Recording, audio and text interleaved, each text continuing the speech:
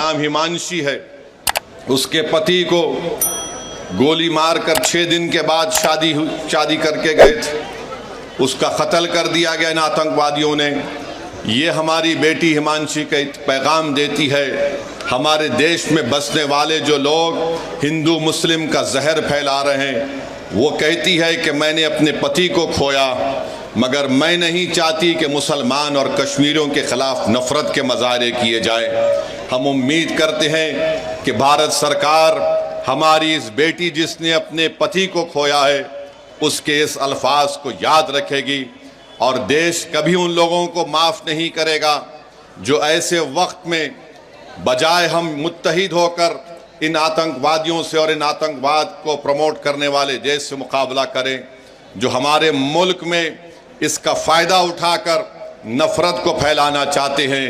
याद रखो, इस वक्त पर हमको नफ़रत नहीं, हमको अमन को और मोहब्बत को पैदा करना है ताकि हम देश को मजबूत रख सकें। और जो लोग नफ़रत और जहर फैला रहे हैं, याद रखो तुम LET और पाकिस्तान के चेहरों पर मुस्कुराहट लेकर आ रहे हो।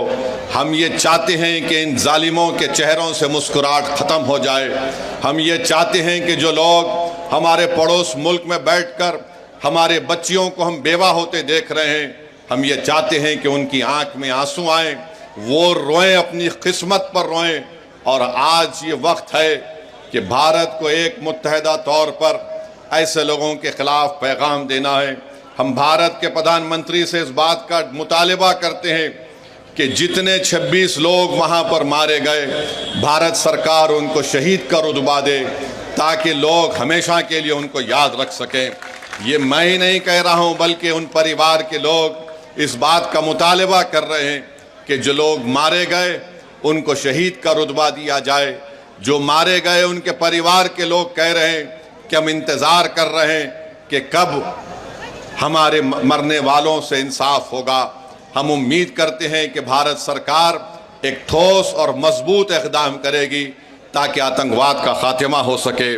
दूसरी बात मेरे अजीज़ दोस्तों और बुज़ुर्गों, आपकी एक बहन है जिसकी 6 दिन पहले शादी हुई थी और 6 दिन के बाद वो और उसका शौहर शादी की पहली खुशी मनाने के लिए, जिसके उसके हाथों से मेहंदी भी नहीं उतरी होगी, वो जाती है और उसकी आंखों के सामने उसके पति को, जिसके 6 दिन पहले उसकी शादी हुई थी, उसके सर पर गोली मारकर उसकी जान ले ली जाती है क्योंकि वो हिंदू था, वो कलमा नहीं बोल सका। आप अपने दिलो दिमाग पर जोर डालकर सोचिए कि हमारी एक बेटी है जिसकी 2 महीने पहले शादी हुई, और वो 2 महीने की शादी के बाद जब पहलगाम में बेसरन मीडोस को जाती है तो वहाँ पर भी उसके आँखों के सामने उसकी पति को उसके सर पर गोली मार दी जाती है। और वो बेवा हमारी बेटी ये कहती है कि जब मेरे पति को गोली मारी गई तो मैं उसके चेहरे को भी नहीं देख सकी बराबर। तो मेरे अजीज़ दोस्तों और बुज़ुर्गों, हम तमाम को इस दहशतगर्दी आतंकवादी की मज़म्मत करना है। और याद रखिए कि 19वीं सदी के आगाज़ पर 2 मुल्क मज़हब के नाम पर बनाए गए थे, और आज मैं ज़िम्मेदारी के साथ कह रहा हूँ कि 75-80 साल के बाद ये दोनों मुल्क नाकाम स्टेट हैं, फेल्ड स्टेट हैं।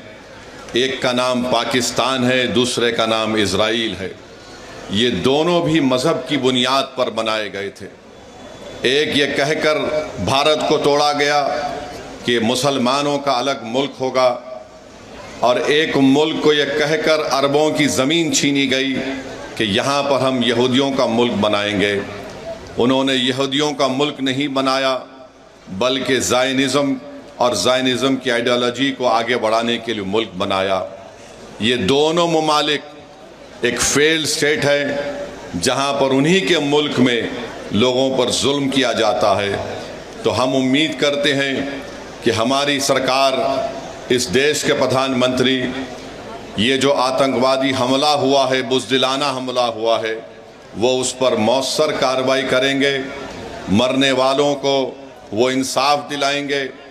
और हम उम्मीद करते हैं कि हमेशा के लिए पाकिस्तान से जो आतंकवादी हमारे देश में आकर मासूम लोगों की जानें लेते हैं, चाहे वो हमारी बेटियां हों या फिर वर्दी पहनने वाले हमारे नौजवान बेटे हों, इन आतंकवादी हमले को ख़त्म करने के लिए हम उम्मीद करते हैं कि देश के प्रधानमंत्री पाकिस्तान से आए हुए आतंकवादी और पाकिस्तान जैसे एक फेल्ड स्टेट के ख़िलाफ़ वो एक मौसर कार्रवाई करेंगे, ऐसा इक़दाम करेंगे कि दोबारा पाकिस्तान 100 मरतबा सोचेगा कि भारत की सरज़मीन में आकर किसी को मारने के बारे में।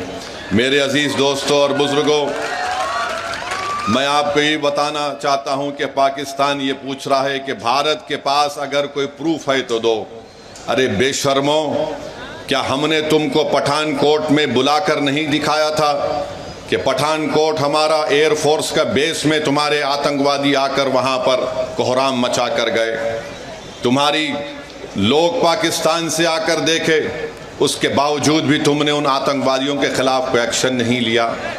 26/11 का वाक़या हुआ, मैं जानता हूँ आंध्र तेलंगाना में निज़ामाबाद एक इलाक़ा है, वहाँ की हमारी एक बेटी जिसकी शादी हो के चंद दिन हुए थे, उसने अपने ख़ानदान वालों के साथ वीटी स्टेशन पर थी।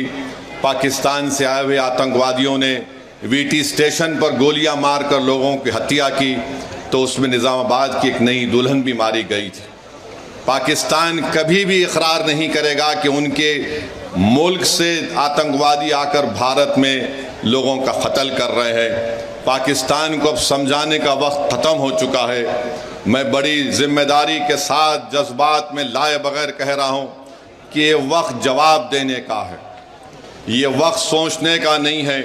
वरना याद रखिए, हर 6 महीने, हर 2 महीने के बाद ये आती हैं, या तो हमारी फ़ौज या हमारी सीआरपीएफ के जवानों को या फिर मासूम कश्मीरियों को निशाना बनाती हैं। तो हम उम्मीद करते हैं कि हमारी हुकूमत इनके ख़िलाफ़ एक मौसर इक़दाम करेगी। जितने भी इक़दामात, जितने फ़ैसले भारत सरकार ने लिए हैं, MIM पार्टी उसकी तायीद करती है।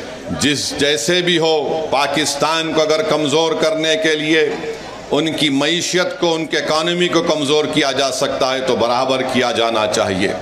और जो भी तरीक़ेकार हुकूमत इस्तेमाल करेगी, हम उम्मीद करते हैं कि आतंकवाद ख़त्म होगा।